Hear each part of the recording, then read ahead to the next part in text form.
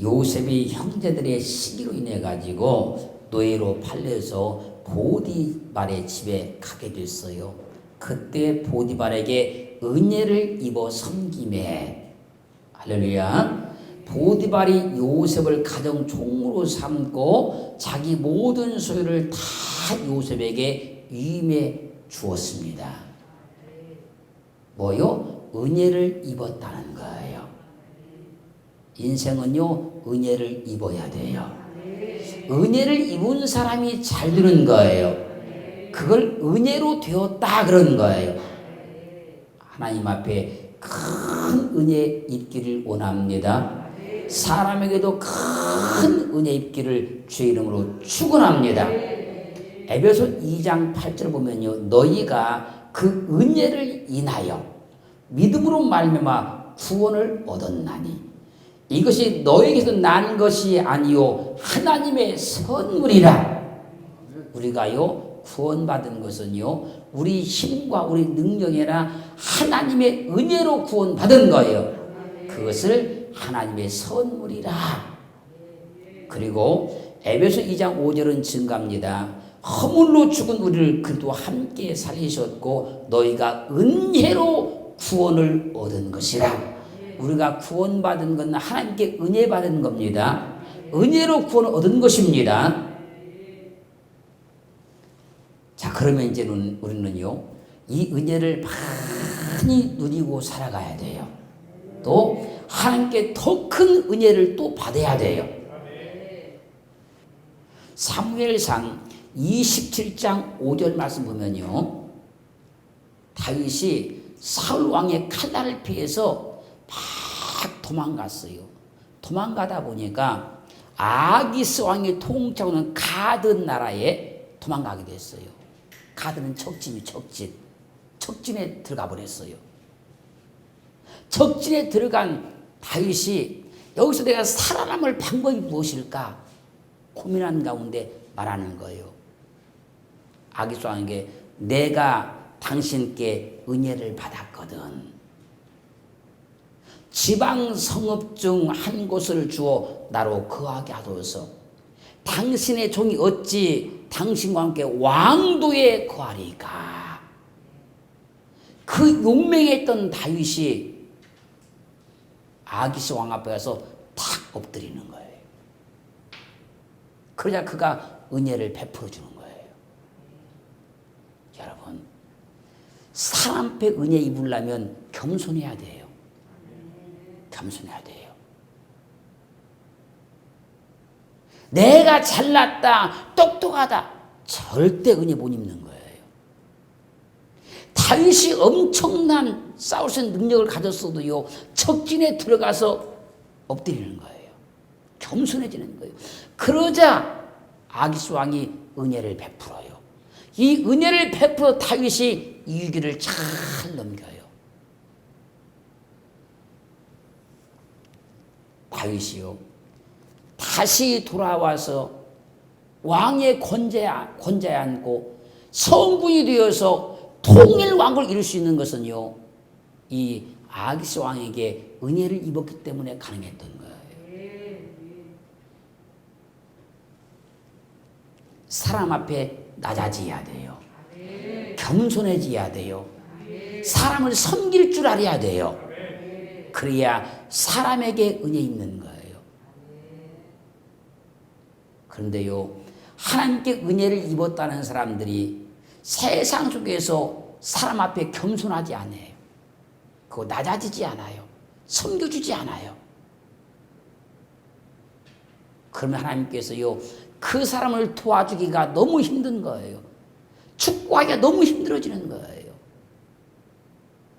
사랑하는 성도 여러분, 우리는 하나님께 은혜 입었어요.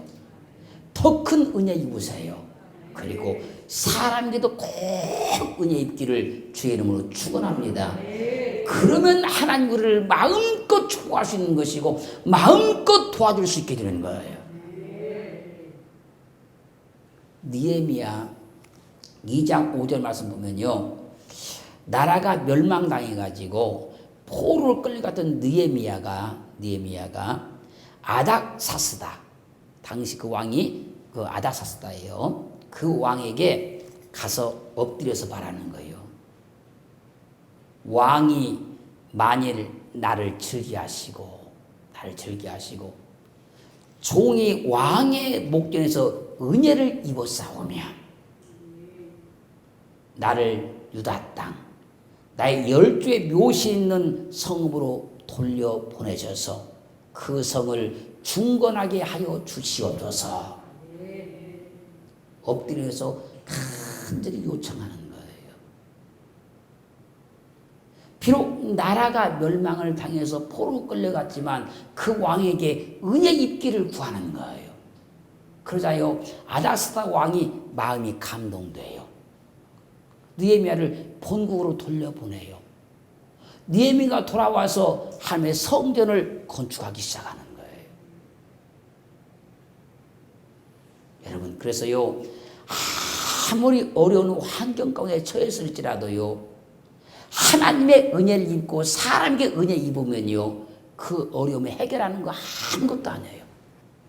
그리고 인생 가운데 큰 일을 이뤄낼 수 있어요. 하나님께 더 많은 은혜 입으시고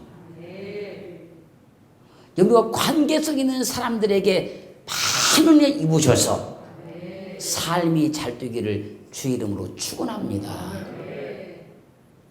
룻기서 2장 2절로 13절 말씀까지 보면요 시어머니를 따라서 베들레헴에 룻이 왔어요. 근데 먹고 살 게 없어요. 양식이 없어요. 그래서요 룻이 이삭을 주러 가면서요 시어머니께 말하는 거예요. 내가 네게 은혜를 입으면 내가 그를 따라가서 이삭을 줍겠나이다. 집에서 출발하기 전에 시어머니한테 말하는 거예요. 어머님 나 오늘 이삭 주러 갈 건데 내가 어떤 사람에게 은혜를 입으면 내가 그 사람 따라가서 내가 이삭을 줍겠나이다. 그리고 이삭 주러 갔어요. 근데 우연히 엘리멜렉의 친족 보아스의 밭에 가요. 이 엘리멜렉은요 나오미의 남편이요. 그러니까 이 시아버지의 친족 그 밭에 갔단 말이에요. 그때 보아스가 룻에게 말한 거야. 따라. 이삭을 주우러 다른 밭에 가지 말고 오늘 우리 밭에서 마음껏 이삭을 주어도 괜찮다. 은혜 입었죠?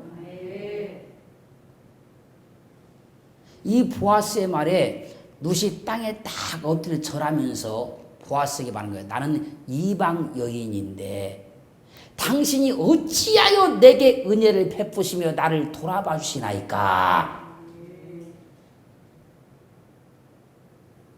할렐루야. 이 룻의 말에 보아스가 말하는 거예요. 룻이여 당신의 남편이 죽은 후로 당신이 시므에게 행한 모든 것과 내 부모와 고국을 떠나기 전에 알지 못하던 백성에게 온 일을 내가 소문 들어 잘 알고 있습니다. 여호와께서 내 행한 모든 일을 보응하시기를 원하며 상 주시기를 원한다 그 말이에요. 이스라엘 여호와께서 그 날개 아래 보호받으러 온 내게 온전한 상 주시기를 원하노라. 당신은 복 받을 사람이야 그 얘기예요. 당신은 은혜 받을 사람이야 그 얘기예요.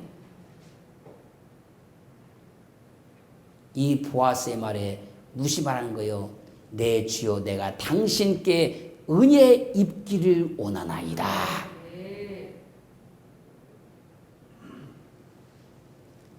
잘 보세요. 가나안에서 먹을 것이 없어서 이삭 주러 갔던 룻이 보아스에게 은혜를 입었어요. 그날부로 재물의 문제 다 해결받았어요. 그리고 더 큰 은혜를 입어서 보아스의 아내가 돼요. 사람은 은혜 입어야 사는 거예요. 은혜 입어야 하나님이 그 사람을 축복할 수 있는 거예요. 우리 2021년도 한 해 동안 사시면서 하나님께 더 많은 은혜 입으십시다. 지금까지도 은혜 입었지만 더 많은 은혜를 입어야 돼요. 그리고 그 은혜를 따라서 세상 속에서도 사람들로부터 많은 은혜를 입어야 돼요. 그러면 하나님 우리를 축복하기가 너무너무 좋은 거예요. 꼭 그렇게 되기를 주님으로 축원합니다. 잘 보세요. 요셉이 노예로 팔려갔잖아요. 그런데 보디발에게 은혜를 입었잖아요. 감옥에 갇혔잖아요. 천국의 은혜를 입었잖아요. 할렐루야. 계속 은혜 입는 거예요. 은혜 입고 그 은혜에다 또 은혜를 입는 거예요. 술 맡은 관원장에게 은혜 입잖아요. 바로왕에게 은혜를 입잖아요. 그러니까 애굽의 총리가 됐잖아요. 요셉의 인생 가운데 계속 은혜를 입는 거예요. 우리 인생도 우리 삶도 꼭 그렇게 되기를 주님으로 축원합니다. 그러면 이제 모든 것이 은혜로다. 은혜 위에 은혜로다. 이런 고백이 나와야 우리 삶이 복된 거예요. 2021년도는 은혜로다. 은혜 위에 은혜로다. 이런 고백이 우리 모든 성도님의 입술 가운데 꼭 나오기를 주의 이름으로 축원합니다.